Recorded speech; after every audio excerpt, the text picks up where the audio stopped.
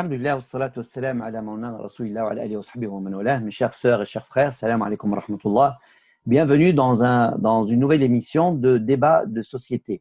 Aujourd'hui, nous avons le plaisir et l'honneur d'accueillir Monsieur Abdullah Haloui à l'occasion de la sortie de son livre qui a un peu tardé vu le confinement, qui est sorti récemment donc au printemps de 2020 et qui parle d'un sujet très important. Alors d'autant plus on parle de citoyenneté, de participation citoyenne, on est dans la journée des élections municipales et ce livre offre une vision un peu plus large en parlant de la citoyenneté des musulmans d'Europe. Que dit le droit musulman? Alors, c'est Abdullah Al-Haloui, salam alaikum et bienvenue sur la chaîne MFTV. Wa alaykum salam wa rahmatullahi ta'ala wa barakatuh et merci pour l'invitation, cher Mourad. Alors, Monsieur Abdullah Al-Haloui est directeur de l'Institut Nawawi qu'il a monté donc à la ville de Saint-Étienne et il aura l'occasion de nous en parler un peu. Et il est imam de la mosquée Salam à Rive-de-Gier et il est aussi auteur et conférencier. Alors, la première question, c'est Abdullah, c'est si vous pouvez nous dire deux mots de votre institut que vous avez mis en place, quelque chose d'important et nécessaire par rapport à la demande de la jeunesse musulmane. Bismillahirrahmanirrahim. Rabbi shrah li sadri wa yassir li amri wa hlul 'uqdatan min lisani yafqahu qawli. Seigneur, ouvre-moi ma poitrine et facilite ma mission. Aidez-nous un nœud en ma langue afin qu'ils comprennent mes paroles. Donc voilà pourquoi l'Institut. L'Institut, tout simplement, comme nous allons évoquer parmi les points qu'on va évoquer dans ce livre, ou ce livret, donc les défis. Et parmi les défis aujourd'hui à relever, à surmonter, c'est le défi de l'instruction et de la connaissance. Parce qu'on s'est rendu compte de la méconnaissance de la religion, non seulement des non-musulmans, mais des musulmans eux-mêmes. Et parce que le risque, c'est qu'il y a deux extrêmes qui éprouvent l'image de l'islam, à savoir l'extrême de la dissolution de l'identité musulmane et l'autre extrême du rigorisme.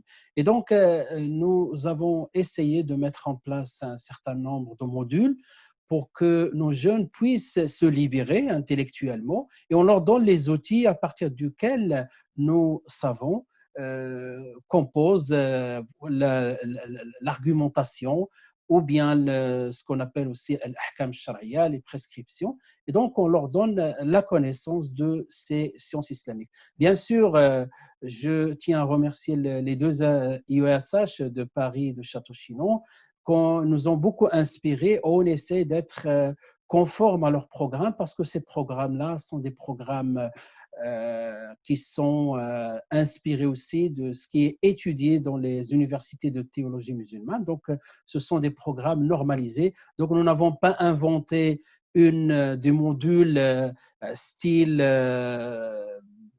développement personnel ou écologie ou des choses. Ce sont des questions qui vont venir à la suite. Mais nous avons basé nos modules et notre savoir sur les connaissances les connaissances fondamentales théologiques. Fondamentales, exactement, et les normes de la théologie musulmane, bien sûr d'une manière progressive. D'accord, très bien. D'ailleurs, on a vu la dédicace au docteur Jaballah donc, dans le livre. Alors, la première question qui vient par rapport à ce livre, pourquoi ce livre? On a eu l'occasion d'échanger un peu à Saint-Étienne quand on s'est croisés par rapport à ce travail qui avait commencé, ça fait un petit moment, où l'idée avait émergé, mais pourquoi ce sujet et quelle était la motivation derrière donc, ce sujet d'apporter cette contribution de ta part? Et cette réflexion, oui, bien sûr, parce que aussi quand on avance donc, dans la concrétisation un peu de notre présence, donc de notre apport, on va dire. Donc, on trouve un certain nombre d'obstacles. Donc, je parle de l'apport musulman dans une société qui est multiculturelle. Donc, on trouve parmi les obstacles des obstacles d'ordre idéologique dans lesquels un certain nombre de nos jeunes, de moins jeunes, confondent confondent la citoyenneté avec d'autres valeurs, et ils pensent que donc l'identité musulmane est une identité singulière qui est composée de l'identité religieuse, et par conséquent, donc, il y a opposition, il y a rejet en bloc de la notion de la citoyenneté, de la notion de la laïcité. Donc, une méconnaissance d'une part. À ça, il faut aussi souligner que lorsqu'on analyse cette citoyenneté, on va parler de ça bien sûr, donc lorsqu'on analyse la citoyenneté, les composants de la citoyenneté, les composants ou bien les ingrédients aussi de la laïcité, on va voir que l'islam trouve ses repères dans ses principes. Et donc, lorsqu'on passe à la concrétisation, à la mise en application de ces valeurs institutionnelles de la République française, donc lorsqu'on passe à la concrétisation, on va trouver un certain nombre aussi de fonctionnaires, de représentants de l'État qui pratiquent la discrimination, qui ne sont pas conformes aux mêmes par rapport à la théorie, à tout ce qui est inscrit dans la Constitution et dans les lois. Et par conséquent, certains musulmans confondent, c'est-à-dire les principes avec leur concrétisation. Et donc, ça aussi, on a besoin de mettre en évidence ce point-là. Voilà, tout à fait. Alors, donc, j'ai vu que dans votre livre, vous avez en premier parlé de la citoyenneté. Alors, citoyenneté européenne au sens large, puis citoyenneté française plus particulièrement. Et effectivement, vous avez abordé cet effet où certaines jeunesses refusent la citoyenneté. D'ailleurs, on voit que certains ne veulent pas aller voter, ne veulent pas contribuer. Créer en fait des fantasmes. Et ce que vous avez apporté en premier lieu, c'était définir la citoyenneté dans la pensée musulmane. Est-ce qu'elle existe, la notion de citoyenneté? Mais aussi, vous avez développé une méthodologie en expliquant qu'il n'y a pas qu'un seul ijtihad dans les textes, qu'il y en a deux et qui sont fondamentalement différents entre comprendre le texte et entre appliquer le texte. Est-ce que vous pouvez, voilà, tu peux éclaircir un peu cet aspect du livre que tu as abordé? Oui, donc je commence par le début de ta question, cher Mourad. Donc la première question, c'est par rapport au refus, parce que quand on analyse maintenant le point de vue musulman, hein, donc en France par rapport à la compatibilité. C'est ça si vous voulez, c'est ça le centre de la réflexion. C'est la question de la compatibilité. Lorsque on regarde les différents points de vue quant à la compatibilité ou pas avec l'identité religieuse, on va trouver certains, bien sûr, qui considèrent qu'il y a une compatibilité. Et comme l'indique Mohamed Ramouzi, hein, donc un jeune belge qui a écrit un livre sur la citoyenneté, il parle de ceux qui, donc, même dans cette compatibilité, il y a 3 niveaux selon lui. Donc, la citoyenneté effective, la citoyenneté active et la citoyenneté naïve.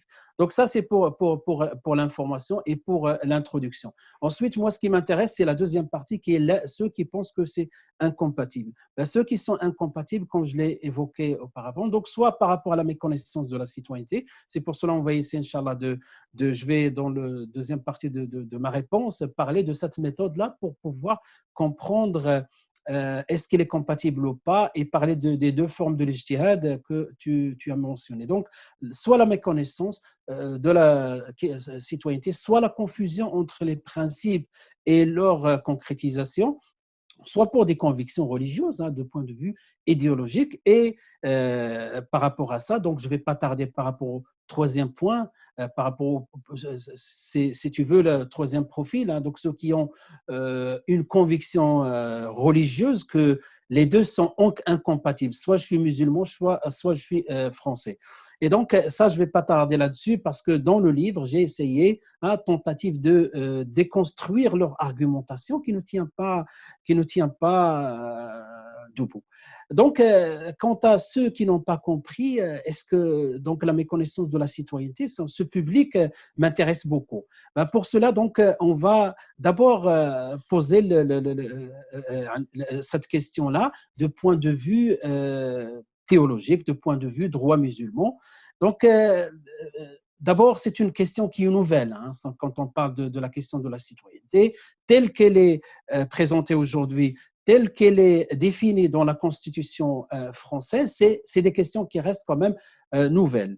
Inch'Allah, je vais l'évoquer juste après, mais avant ça aussi, je n'oublie pas que tu as parlé dans le patrimoine historique, juridique, est-ce qu'on trouve quelque chose? Oui, donc la constitution de Médine, on parle des fois de la charte de Médine, Wathiqatu al-Madina. Dans le droit constitutionnel, hein, dans l'histoire de droit constitutionnel, on parle de la première constitution dans l'histoire. La première, c'est celle de l'État de Virginie aux États-Unis, donc dans le XVIIIe siècle. Et ensuite, la constitution française également au XVIIIe siècle, à partir de le lendemain de la Révolution, du 26 août, si ma mémoire est bonne, 1789, donc XVIIIe siècle. Mais lorsqu'on analyse, dans le livre, j'analyse aussi cette Wathiqa de Medina avec 46 articles dans cette Wathiqa et à la fin, on trouve qu'elle est digne d'une constitution. Et pour moi, hein, selon moi, la première constitution de l'histoire, donc quand je dis selon moi, c'est-à-dire je relativise, mais ce n'est pas moi qui est arrivé à cette conclusion-là, ben, l'ensemble des musulmans ont arrivé à cette conclusion que la première constitution dans l'histoire, hein, c'est celle de Wathiqatul Madina, la constitution de Médine. Et lorsqu'on analyse les articles, il n'y a pas d'articles religieux. Il n'y a que des articles du destin commun entre les différentes tribus de Médine, juives, arabes, etc. Et on commence même par les premiers articles dans lesquels il est indiqué que al-mu'minun Yahoud Bani Auf ummatan wahid. On emploie même le terme umma, donc une seule communauté. Et lorsqu'on analyse les 46 articles, on trouve que des articles qui parlent de comment organiser la cité. Maintenant, ça peut être simplement une preuve et on peut s'arrêter là à partir de cette wathiqa. C'est-à-dire une communauté de destin au lieu d'une communauté de foi. Exactement, communauté de destin, barakallahu fik. Voilà, donc, et pour aller plus loin, donc, nous, alhamdoulilah, nos savants nous ont appris une méthode d'analyse, comment étudier les choses. Donc, laissons de côté l'émotion, et malheureusement, dans notre communauté, on est beaucoup dans l'émotion, donc il faut poser les choses. On commence toujours par définir, regarder le contenu et la définition de la chose, et à partir de là, on se met d'accord sur le contenu. La définition, donc, elle est définie dans les institutions de l'État. On trouve la définition en deux mots. Donc, qu'est-ce que la citoyenneté? Il s'agit donc de point de vue juridique, comme il l'a défini Cheikh Ahmed Jaballah.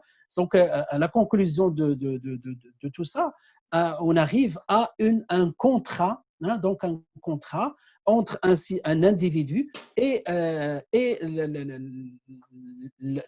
l'état dans lequel il vit. Et donc, de point de vue religieux, même restons qu'à ce niveau-là, et puisque c'est un contrat, et Allah nous dit d'une manière générale, si on se base sur le verset coranique, Ya ayyuhalladhina amanu awfu bil uqud, ô vous qui avez cru, respectez vos engagements. D'accord? Qu'est-ce qu'il y a dans ce contrat-là? Donc, c'est comme si on nous dit, prenez ce repas. On ne va pas rejeter le repas comme ça, ou plutôt, on veut acheter un repas cuisiné. Donc, qu'est-ce qu'on fait? Ce n'est pas parce que telle marque ou tel nom qu'on rejette. On regarde les ingrédients, on regarde tous les éléments qui composent ce repas-là. Donc, je ne sais pas si c'est simpliste l'exemple que je donne, mais en tout cas, voilà, donc l'analyse, c'est d'abord décomposer la question de la citoyenneté. Qu'est-ce que la citoyenneté? Des droits et des devoirs. Donc, quels sont ces droits? On prend chaque droit, on les liste, et chaque devoir. Et maintenant, comment on va juger chaque élément, chaque composant de cette citoyenneté? Bien sûr, si on cherche des prescriptions juridiques spécifiques, on ne trouve pas parce que c'est des choses qui sont nouvelles, parce que la vie et les sociétés évoluent, d'accord? Et les textes, le nombre de textes qu'on a, ils sont un nombre défini. C'est ce que c'est يعني انتبه الى هذا يعني ceux qui ont compris ça très tôt الجويني comme الجويني القرافي et récemment Tahar Ben Achour et Reisouni, donc ils ont dit que à titre d'exemple الشاطبي qui dit اليوم أكملت لكم دينكم وأتممت عليكم نعمتي ورضيت لكم الإسلام دينا. Donc aujourd'hui je vous ai parachevé la religion. Il a dit, c'est-à-dire ce qui a été parachevé, ce qui a été complété, qui est complet, c'est les prescriptions majeures, c'est les fondements, c'est donc les prescriptions universelles. Et bien, à travers ces ahkam kulliya, ahkam al-kulliya qu'on va comprendre et répondre. Et c'est dans ce contexte-là que j'ai parlé de l'ijtihad. Donc l'ijtihad aujourd'hui, si on le pose la question, est-ce que une bonne chose ou une mauvaise chose de respecter ou de ne pas respecter le code de la route, on ne va pas trouver des versets qui parlent de code de la route d'une manière directe. On ne va pas trouver des hadiths qui parlent de code de la route. Peut-être quelqu'un va faire l'ijtihad, il va parler de comment le prophète sallallahu alayhi wa sallam respectait ad-dabba, il fait le dua, etc. Mais ça, c'est nulwi unuq al-hadith. Donc, on essaie de tordre pour arriver et déformer le texte pour arriver à une conclusion. Mais si on prend de la hauteur et on se base sur les finalités de la charia, la préservation de la vie, la préservation des biens, donc on trouve tout simplement la réponse, même une réponse qui juridiquement a beaucoup de poids. Donc, lorsqu'on dit le code de la route, il faut le respecter parce qu'il est conforme à la charia qui a comme objectif, c'est la préservation de la vie et la préservation des biens. Donc, c'est ça la méthode d'une manière générale parce que le temps est court, donc je ne vais pas m'étaler davantage. Voilà, justement, c'est-à-dire que ce que tu cites, c'est que la méthodologie part des finalités, que toute législation vise à une finalité, dont le code de la route ou toute l'organisation de la société dans les choses nouvelles. D'ailleurs, la pandémie et tout ce qui nous est arrivé, c'est quelque chose qui n'a jamais… On a pris des directives, des dispositions dans les mosquées, dans les centres, un peu partout pour essayer de répondre. Et justement, ce travail d'ijtihad dont tu parles, c'est d'aller un petit peu interroger les textes pour en extraire les choses et après faire un autre effort pour pouvoir les appliquer dans le contexte qui est différent de l'époque à partir de ces lois. C'est deux efforts qui sont différents. Tout à fait. Le tenzil, c'est-à-dire l'appliquer sur le terrain, des fois, c'est ce que la plupart ont du mal à comprendre, cette application sur le terrain qui dépend du contexte. Voilà. Et donc, je poursuis par rapport à cette réflexion, par rapport à cette méthode-là, bien sûr. Maintenant, on est devant des cas juridiques qui sont nouveaux, bien sûr. Donc, et d'où toute la place de l'ijtihad. Donc, deux mots par rapport à l'ijtihad.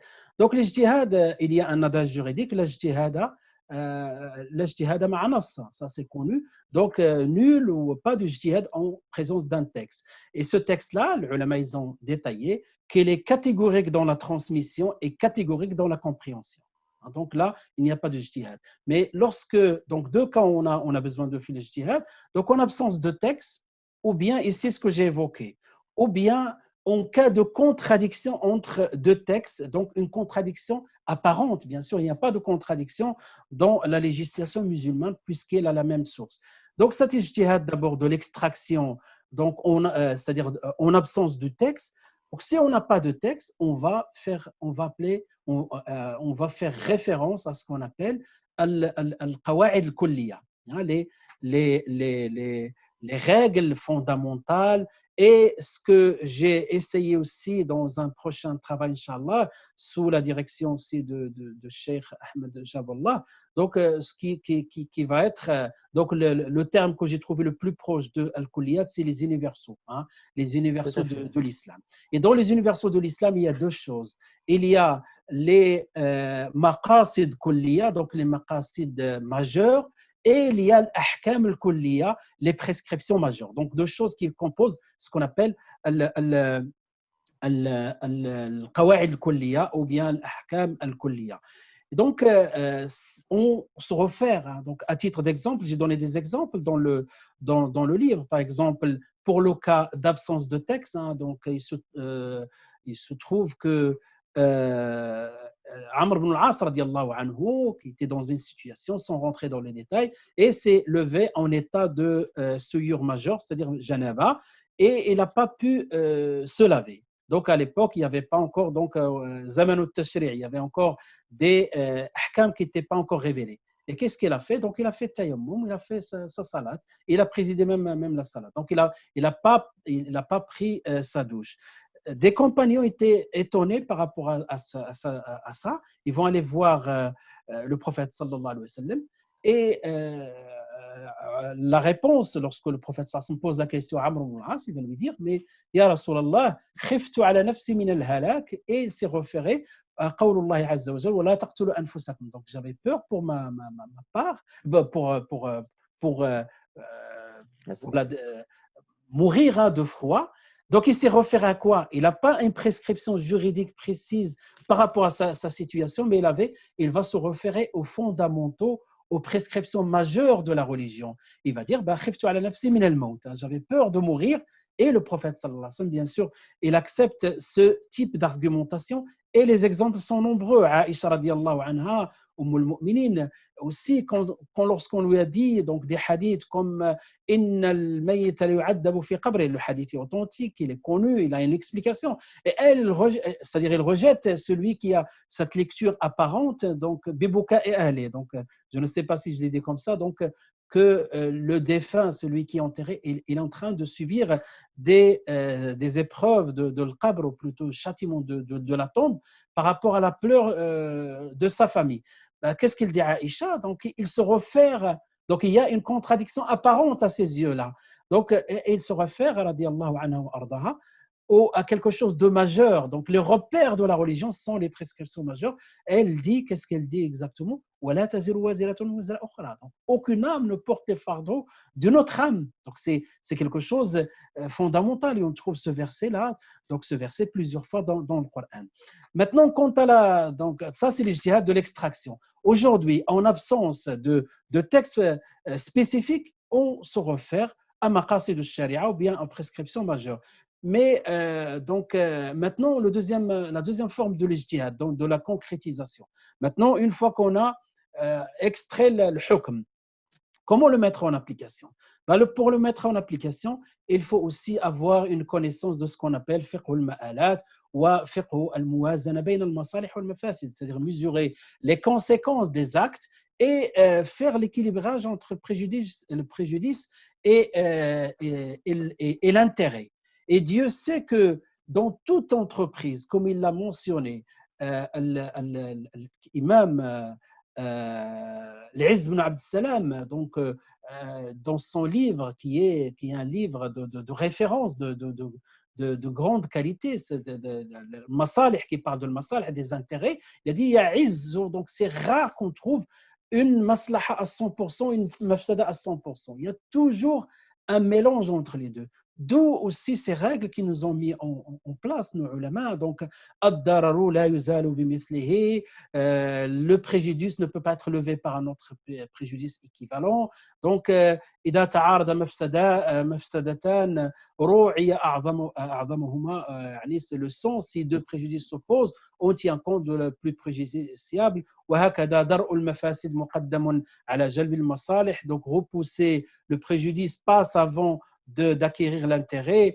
درء المفاسد أو يحتمل الضرر الخاص لدفع الضرر العام. On supporte le préjudice individuel pour éviter le préjudice collectif. Voilà, donc en fait, tout ça. Voilà, tout cet ensemble en fait, d'outils qui sont à disposition du faqih et du savant de pouvoir. Et là, ça nous aussi mène à une connaissance du contexte. Alors, le temps avance, donc je vais passer à la question justement par rapport à notre contexte concernant la laïcité que vous abordez aussi que tu abordes dans le livre, qui est un cas particulier. Alors, on ne peut pas parler peut-être de laïcité dans les pays européens, peut-être elle est différente par rapport au cas de la France, mais cette question qui revient souvent, est-ce qu'il y a une compatibilité entre la religion musulmane et la laïcité en quelques mots qu'on va trouver bien sûr dans le livre? Barakallahu fik. Bah, je te remercie pour cette question parce que ça va me permettre voilà, de donner un exemple d'utilisation de cette méthode-là. Donc, d'abord, la laïcité. Que veut dire la laïcité? On va chercher la définition de la laïcité. Donc, quand on regarde de point de vue juridique ou de point de vue même philosophique, la laïcité repose sur 3 piliers, ou on peut parler même de 4. Alors, quels sont ces piliers? La liberté de conscience, ce qu'on appelle la liberté de conscience, ou la liberté de culte. Donc, et c'est indiqué dans l'article 10 de la Convention de citoyenneté. Voilà, donc, ensuite, deuxième fondement, c'est la séparation des instances publiques et de l'organisation religieuse, ce qu'on appelle aussi la neutralité de l'État. C'est pour cela que certains parlent de 4 piliers, parce que la séparation pour eux, c'est un pilier, et la neutralité, c'est un pilier. Moi, il me semble que c'est le même pilier. Donc, je reprends. Le premier pilier, c'est la liberté de conscience. Le deuxième, c'est la séparation et la neutralité de l'État. Et troisième pilier, c'est l'égalité devant la loi. Hein. Et l'État, donc, n'ignore pas, c'est-à-dire la laïcité, pardon, n'ignore pas les religions, mais il discute avec les religions, mais il n'est pas dans l'ingérence de l'organisation des cultes. Donc, ces 3 piliers, quand on regarde ces 3 piliers, le premier, la liberté religieuse, est-ce qu'on ne trouve pas, si on cherche dans le Coran, dans la Sunna, d'une manière générale, dans les prescriptions majeures, est-ce qu'on ne trouve pas de repères? La ikraha fi din. Et certains ulama parlent de 200 versets dans le Coran qui fait référence à la liberté religieuse. Et la Watiqatul Madina, ou bien la constitution de Médine, concrétise même ça.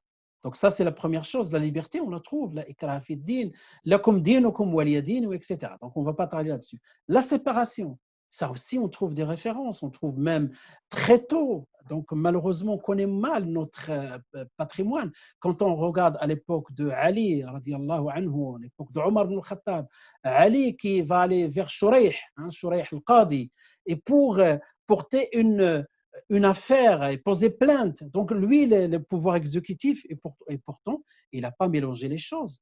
Il va aller voir le juge Shurayh et lui exposer la situation face à un citoyen juif à qui avait le même droit.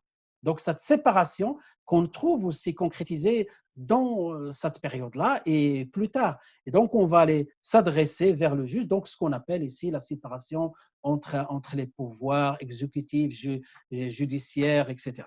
L'égalité aussi. Donc, on commence par les premiers versets dans le Coran, et au milieu, en passant par de nombreux versets. Ya ayyuhan nas, inna khalaqnakum min dhakarin wa untha wa ja'alnakum shu'uban wa qaba'il. Donc voilà, donc à partir de chaque élément, je prends qu'est-ce que la laïcité, je la décompose en 3 piliers, chaque pilier, et je regarde qu'est-ce que ça donne. Et finalement, qu'est-ce qu'on arrive? Qu'il y a tout à fait la compatibilité. Bien sûr, il peut y avoir quelques petites choses que j'évoque dans le livre, mais ce n'est pas dans ce type d'intervention que je vais les détailler, mais tout simplement pour dire que, comme ils disent, les défenseurs de la laïcité, ce n'est pas une opinion, ce n'est pas une religion, mais c'est le droit d'en avoir une. La laïcité, c'est un cadre à partir duquel, donc, dans une société multiculturelle, chacun est respecté comme elle est. Et aujourd'hui, ces libertés qui sont plutôt garanties à ces minorités on trouve leur repère que dans la laïcité. Tout à fait. Alors, c'est intéressant. Donc, ça, c'est intéressant d'aborder ça dans le livre. Et justement, vous avez cité qu'il y avait quelques points, peut-être qu'il fallait peut-être un aménagement et peut-être une revisite des textes pour adapter certaines contraintes de pratique. Alors, c'est pour ça alors, ce que j'ai trouvé intéressant dans le livre, c'est que vous avez abordé aussi, et que malheureusement, peut-être pas mal de personnes ne connaissent pas, les avancées des institutions musulmanes concernant les textes et la concrétisation et cette adaptation à travers les fatwas, à travers les instituts, à travers une infrastructure qui a été mise en place et que vous avez cité dans le livre, justement. Tout à fait, barakallahu fik. Donc, par rapport à cette question, bien sûr, c'est une conscience générale, hein, parce que ce n'est pas une réflexion singulière. Alhamdoulilah, heureusement qu'il y a des grands savants qui vivent ici en Europe, donc, et qui nous ont clarifié la voie. Donc, bien sûr, ils ont déployé des efforts, hein, depuis toujours. Parmi ces efforts, j'ai partagé le type d'efforts idéologiques, intellectuels, et j'ai parlé je commence par l'apport, on va dire symbolique, le premier, ensuite l'apport le plus important, symbolique, ce qu'on appelle Mithaqu al-Muwatana, quelque chose comme ça, la convention de citoyens des musulmans de France, qui a été éditée en 2013, hein, bien avant les attentats, le bruit, tout ça, hein, donc autour de ça, donc il a été édité, et dans laquelle on parle de la laïcité, donc des articles, je pense des articles, un certain nombre d'articles, et ça vaut quand même le détour d'aller voir et étudier, voir ce qu'il y a dans cette citoyenneté, pardon, dans cette convention, qui représente un peu l'état d'esprit de la grande majorité des musulmans, et dans laquelle on parle de notre position par rapport à la citoyenneté, donc de la citoyenneté, de la laïcité, surtout la laïcité, commence par la laïcité, et si ma mémoire est bonne, il parle d'une avancée ou d'un progrès qui est majeur pour nous, donc cette liberté de conscience et la garantie de la liberté de conscience. Bref, donc dans cette wathiqa qui reflète, hein, donc l'état d'esprit des musulmans, et évoqué d'une manière explicite. Ça, c'est un apport qui est important, qui m'a donné beaucoup d'informations. Ensuite, donc, l'apport qui est de taille, qui demeure, hein, c'est le Conseil européen de la fatwa. Et lorsqu'on parle de Conseil européen de la fatwa, donc les différents types de fatwa qui nous aident à vivre notre citoyenneté d'une manière sereine.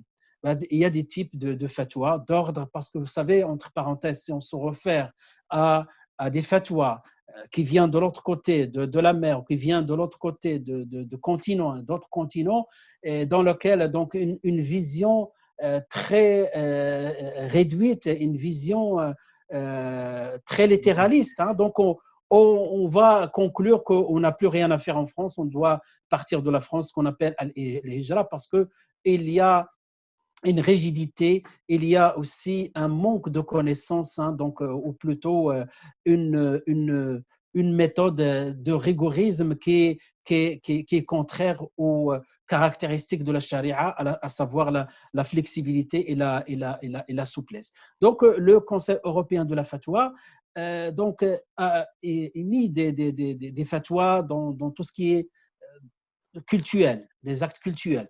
Donc, jam' bayn as-salawat, par rapport aussi salat, la prière. On a vu aujourd'hui, alhamdoulilah, comme tu as évoqué, pendant le confinement, que certaines mosquées font 2 ou 3 sessions de prière du vendredi par rapport à nombre de places, par rapport à l'exigence et sanitaire. Et ces fatwas existaient bien avant chez le Conseil européen de la fatwa.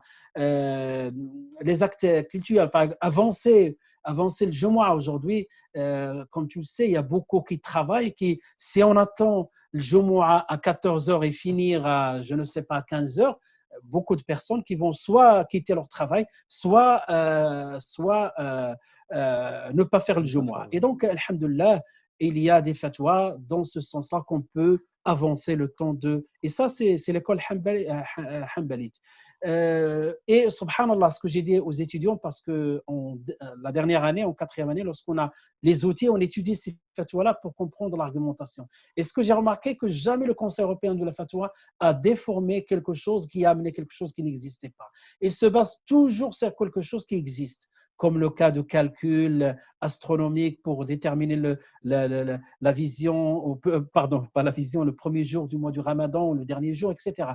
Donc, il y a toujours quelque chose dans le patrimoine qui vont le valoriser et le mettre en évidence. Le mariage, tout ce qui touche le mariage, le divorce, etc. Le mariage avec acte ou pas, obsèques, héritage, échange, transaction, donc comme l'achat d'une maison, passant par la banque conventionnelle, tout ce qui touche l'alimentation, la citoyenneté, on trouve aussi tout ce qui touche à la bioéthique, comme don d'organes, etc. Ben ça, c'est une avancée qui est majeure hein, pour le citoyen quand il donc quand il est devant une situation. Mon travail ou ma religion. Ben, il trouve, alhamdoulilah, beaucoup de fatwas dans lesquels il y a possibilité de regrouper les deux et de conjuguer les deux sans être en contradiction ni avec sa citoyenneté, ni avec sa religion et son identité religieuse. Donc, quant à la concrétisation, donc, alhamdoulilah, il y a beaucoup d'efforts. Donc, le terrain parle de lui-même, hein, donc sur le terrain des associations qui s'engagent. Et je pense, pendant cette période-là de confinement, nous avons vu l'apport aussi de Français, moi je préfère dire comme ça, de Français de confession musulmane, quant à la solidarité, aussi à la discipline. Nous n'avons pas vu des mosquées qui se révoltent et qui disent non, c'est ma religion. Donc vous avez vu, parce que dans les prescriptions majeures, on revient toujours à la méthode, il y a des repères, la préservation de la vie. Quoique ce principe de quarantaine et tout ça, on le trouve dans les hadiths du prophète sallallahu alayhi wa sallam, mais comme d'autres situations. Donc, on avait besoin de se référer aux prescriptions majeures de la charia. Tout à fait. Alors, justement, et on va finir avec peut-être cette partie, un peu, le temps nous presse, cette avancée majeure. Mais toutefois, il y a toujours une incompréhension. Alors, c'est pour ça que dans le livre, c'est bien, vous avez fini par donner des perspectives ou des défis que vous avez appelés il reste encore des défis à relever Oui.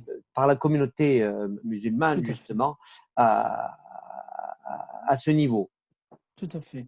Tout à fait. Donc, je ne suis pas le premier à parler de ces défis.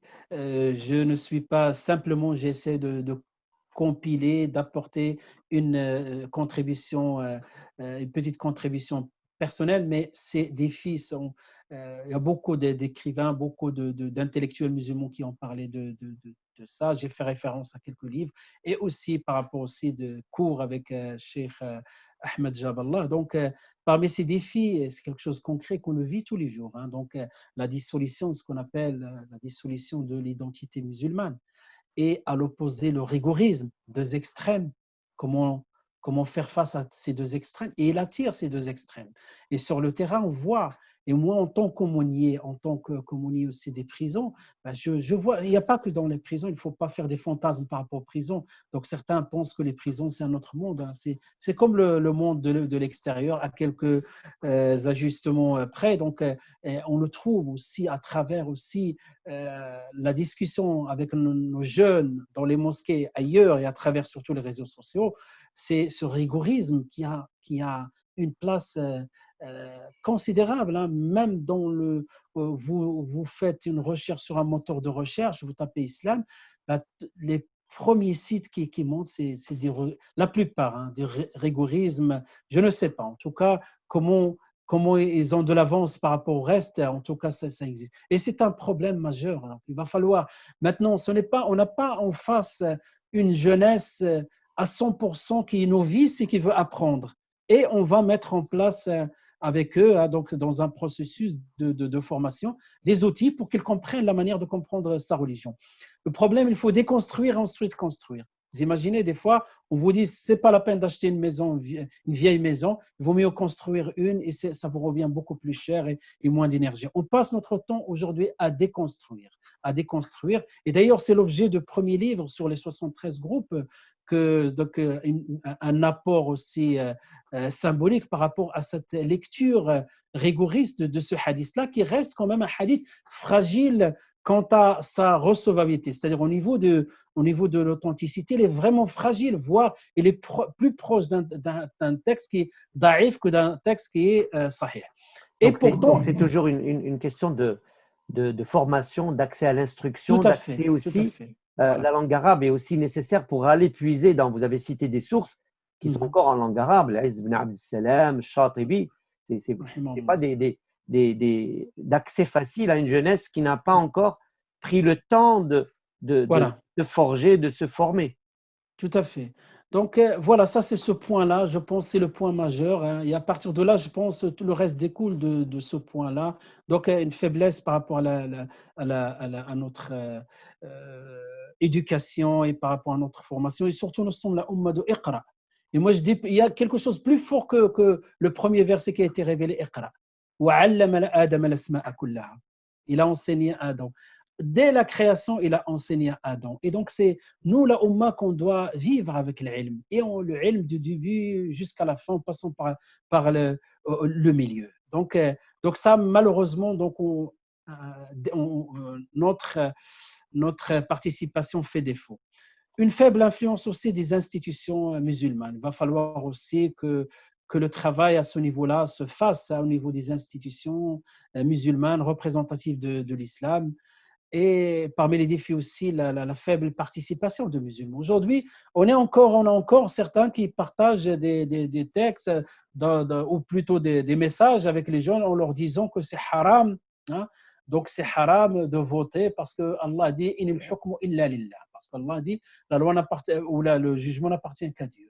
Moi, je leur dis « Regardez, même j'ai évoqué ce texte-là parce que ils ont pensé que le hukm illah d'une manière réduite. Mais quand on regarde ce verset-là, on regarde les tafassir, les mufassirin, le texte déjà, il est dans le contexte de Rububiyyah. Hein, donc Rububiyyah, dans la seigneurie.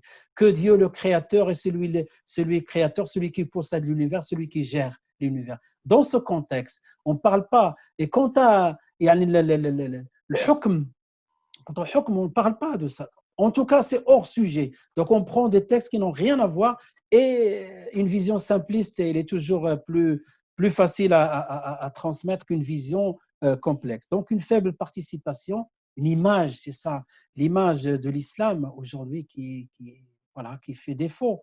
Et que nous avons, il va falloir, au lieu des fois, je m'excuse, je vais employer un terme, de s'exciter et de répondre, ou de répondre avec émotion et de mettre en évidence de mettre en évidence, c'est-à-dire le sentiment qu'on est toujours des victimes, de la victimisation et le complotisme et tout ça. Mettons tout ça de côté et restons, notre religion est plus pragmatique que d'être dans les émotions. Et c'est pour cela, l'image de l'islam, c'est un travail. C'est à nous de relever cette image-là. Ce n'est pas à l'État de le faire, et puisqu'il y a la séparation. Ce n'est pas aux autres de faire à notre place. C'est à nous de faire ça, de faire ce travail. Et combien le prophète Sassoum faisait très attention dans le cas avec Ra's al-Munafiqin, hein, donc Abdullah ibn Ubay, le prophète Sassoum, il a dit « Je ne le fais pas khawfan an yaqul », donc il avait peur de ce qu'ils vont dire les gens de l'extérieur. Hein. Et aussi, Allah subhanahu wa ta'ala dit, donc il faut regarder les conséquences de nos actes. Hein, donc et le prophète sallallahu alayhi wa sallam donc, a mis en application ça. Le Coran le dit, وَلَا تَسُبُّوا الَّذِينَ يَدْعُونَ مِن دُونِ اللَّهِ فَيَسُبُّوا اللَّهَ عَدْوًا. Donc, n'injuriez pas les autres. Donc, en conséquence, ils vont injurier Allah subhanahu wa ta'ala. Faisons très attention. Et quand on regarde, j'ai essayé personnellement d'analyser tous les versets coraniques dans lesquels il y a une injustice de l'extérieur, et la réponse toujours sabr. Je ne dis pas sabr, le fatalisme, non. Et sabr dans le sens, prenez le temps, voilà, il ne faut pas être réactionnel, prenons le temps, étudions et répondre par… Nous sommes dans un contexte dans lequel c'est les débats d'idées. Il Barak- n'y a pas de barakallah. place à la violence. Barakallahu Même la fik. violence verbale n'a pas de place. Il faut débattre Tout et à fait. répondre d'une manière intelligente. Tout à Wallahu fait. alam. Tout à fait. Donc, On voit que dans ce livre, en fait, il y a une motivation et on a l'impression qu'il y avait beaucoup de choses à dire. Bon, là, le temps, malheureusement, nous presse un peu. Alors, j'invite les téléspectateurs et les auditeurs à aller regarder ce qu'il y a dans ce livre. C'est une approche et ce qui est intéressant, c'est que c'est aussi un point de départ pour élargir le champ d'études et découvrir autre chose. Et si on veut retenir le mot de la fin, ce que nous dit Cheikh Abdullah, c'est l'éducation, l'instruction. Ça va être quelque chose d'important. Si vous aviez un dernier mot en 1 minute à adresser à ceux qui nous écoutent pour terminer cette émission. Barakallahu fik.